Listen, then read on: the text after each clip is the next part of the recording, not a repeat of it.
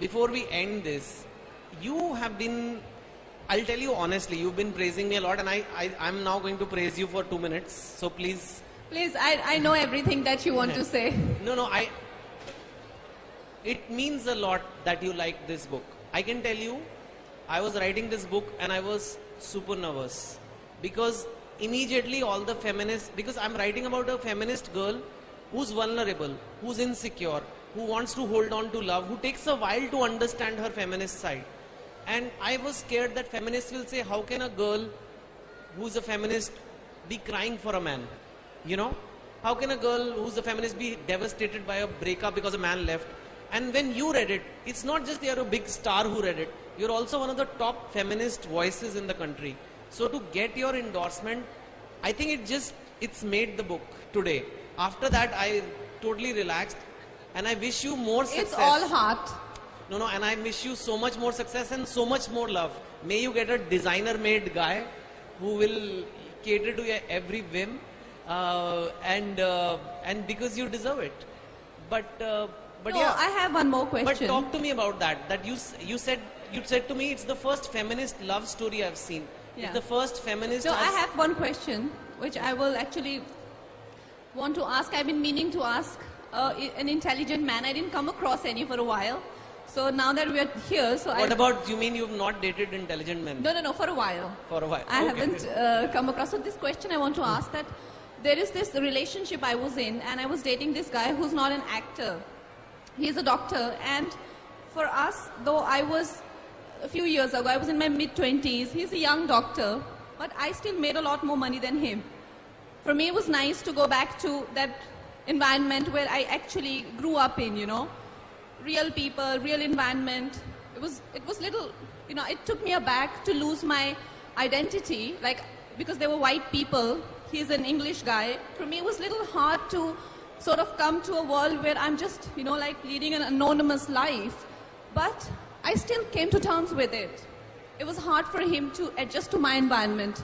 Though I don't have hanky-panky filmy friends, all my friends are very humble. But every time he'd meet my friends, he would ask me, what did your friends think of me? Am I some small fry? He never spoke like that, you know, and it was so heartbreaking to see him under that kind of a stress. So I remember one incident when we were in London and how your movie star friends suggest you places that to go to, you know, like one of the best restaurants in the world and all of that. So I said that, you know, we should go here. And he Googled and he's like, I don't want to spend so much on food. I said, I want to go there and I want to pay for it. Can I? Because he liked paying for everything. He seemed okay with that. We went there, we had dinner, it was amazing. When it came to paying for the food, I swiped the card and everything, and he started to get psyched in a very unnatural way, you know, like he would ask me, what is this waiter thinking about me? I said, do you know the waiter? And he's like, no, but even that lady was looking at us. I said, do you know that lady? He's like, why do men do that? And that dinner became like a trauma, and I'm sure it was equally traumatic for him as well, because it led to a, you know, like an argument and then fight, and I cursed myself for even suggesting that I want to pay, you know. But if I can do laundries for him, go back to an anonymous life, be, you know, like a major movie star, he cannot come to terms with my environment, even if it is for like half an hour. Why do men do that? Okay. So I'm not going to defend men, and I'm not going to make this about men versus women, but I do want to tell you one thing. Just as women are conditioned to be a certain way, men are also culturally conditioned. You know, masculinity is not discussed much. It is just told, a man is told, you are what you earn. You are the money you make. And when you make your money, you take care of your woman. And that's so ingrained in a man that for many men, it's part of their identity. Unless you are besharam like me, mujhe koi fark nahi padta. It's not besharam, right? Like if he's my partner. I know. I mean, no, jokes apart. And I think men are told that this is what it means to be a man. You need to be able to, you should always pay in a restaurant. And maybe in that restaurant, even the waiters always every day see the men paying, especially when a beautiful girl comes. And I think he felt small. Should he have felt too small? No. I think if he was secure about the relationship with you, he would have not felt small.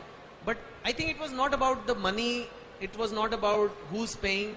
It seems like this man was afraid to lose you. He felt that I am not man enough for her, and she, like every other woman, will care that I never pay or I'm not able to afford But then this. how to have a healthy relationship with your partner when you can't always you cannot pretend to be a nobody all the time, right? Like for how long I can go on with a sort of facade that, oh fine, I'm just like another girl. I am not a movie star. No, I you am are not who you this are. capable person, and I do not visit fancy restaurants. I cannot go on pretending. No. And I Like think that's not natural. That's the issue at large, and that's what the book deals with as well. I think like in some ways we have changed. So we have colleges, we have jobs, we have opportunities that a girl can come from an ordinary background and become very successful, whether it's a banker, scientist, doctor, or a movie star. But when they actually become successful, society, the social structures have not changed. We don't know what to do with them. Every man wants a girl who's not more successful than her. Now what will happen to Kangana? इनके लिए आदमी कहाँ से बनेगा? Right? So then she's like now saying, I need more love. Arey, what is happening? The moment I start getting awards, my boyfriends start getting insecure. So it's not her fault. Whereas for a man, when he wins an award, the girl is expected I will organize a party for him. You know? But when I get an award, I became the object of suspicion that, okay, now what's going on with her, So that's a dilemma, and I think that's what this book is trying to address, that you've given women the opportunity to shine. We always keep saying empower the woman. There's a scene in the book where the girl tells her mother, why did daddy tell me when I was a little child we used to go to... That line just made me cry. I was like, sobbing like a little girl when I read that. It's so powerful. So she just says that dad used to tell me, bete bade ho ke tum kuch bhi ban sakte ho. You can be anything in life. And now I'm successful. Now I'm making so much money. My mom is saying, you're not even a girl anymore. Tu chupchap ghar baith ke shaadi kyun nahi karti? Because mom tells her that she cannot put her so many zero salary in her matrimonial. Because they will have less guys. So they're making a shadi.com matrimonial for her. And mom says, no. The girl makes around 2-3 crores a year. She says, don't put your salary. Then we don't get good boys. So she says, mom, what is the point of my achievements if you're going to hide them? Yeah, exactly. And that's when she says this. And this is, I think, is the most amazing part of the book. And the bankers can hide achievements. But how is Kangana supposed to hide her achievements? They'll just read about it in the papers. So that's it. I think on that note, we'll do a very quick read. I don't like to do long readings. And my readings are also like dialogues. So I will read the boys part and Kangana will read the girls part. Normally, I've always written as a boy. So I can guide it because it's a first person boy. But this time it's going to be a little different because it's as a girl. So obviously Kangana has to read as a girl. So she'll be reading the girls' dialogues and the description and narrative.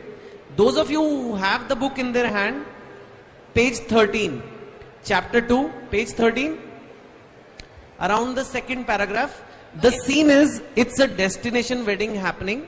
So the girl, Radhika, has met the arranged marriage guy she's getting married to. So she's not in love with him yet. It's just an arranged marriage guy who works in Facebook in IT department. She doesn't have a relationship with him or anything yet. And they are in Goa and they decide that let's spend some time together. So the boy says, let's go for a walk on the beach. So this is the first meeting with this boy, Brijesh.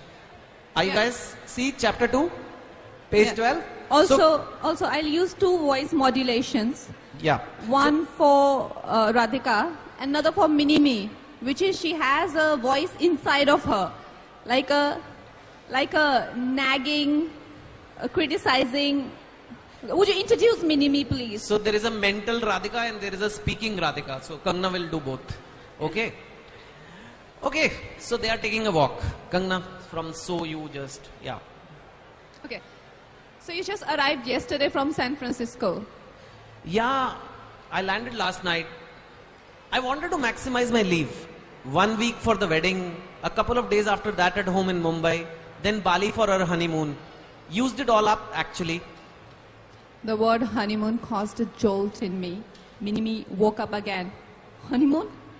After a dozen old Skype calls, meeting once over a day trip, a week in Bali with this man I am walking next to, will we be naked? Stop it, Radhika. Focus on the moment. Must be tiring, flying so much. I saw you. I'm not tired anymore. I smiled. The man is trying. Maybe I should too. Brijesh smiled back. He had innocent teacher's pet eyes. How's Facebook? I had a busy month. Just finished an enterprise project. So much work. Front-end interfaces, back-end systems, underlying APIs. APIs? Application program interface. You know, it's a set of routines, protocols, tools for building software applications. How software components interact basically. I nodded, having understood not a word. You have no idea what I'm talking about, right? I laughed. I know not the... No, I know. Not the most exciting job in the world. Come on, you work at Facebook. It's quite cool. People think it is Facebook, so there's nothing to do. We post pictures all day or something. Oh, I'm sure it is pretty high-tech behind the scenes. Should I talk more about personal stuff? He will happily discuss computer code for 2 hours if I let him. Radhika, take control. Okay, I think